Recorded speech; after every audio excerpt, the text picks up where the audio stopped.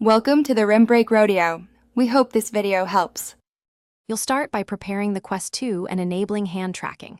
Put the headset on, confirm firmware is updated, and charge above 50% so updates don't interrupt.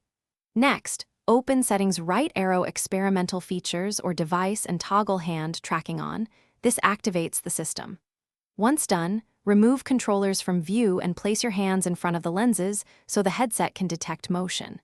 Make sure lighting is even. Bright backlight or dim rooms confuse the cameras and slow initial calibration. Now you'll calibrate and optimize detection for reliable tracking. Stand about 1.5 to 2 meters from the headset and hold both hands centered and level in the field of view. Slowly open and close your fingers, make broad gestures, and rotate your wrists so the system learns different angles.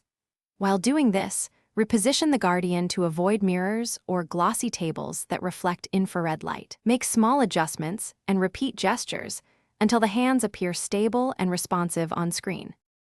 Finish by fine-tuning settings and verifying stability. If you still see jitter or lag, toggle hand tracking off and on, then reboot the headset to clear temporary states. This often fixes drift. If problems persist, reset hand tracking data in settings to retrain detection from scratch, and then repeat the calibration gestures. As a final check, test in varied lighting. Soft ambient light works best. Avoid direct sunlight or strong backlight. If nothing helps, contact support or try a factory reset as last resort.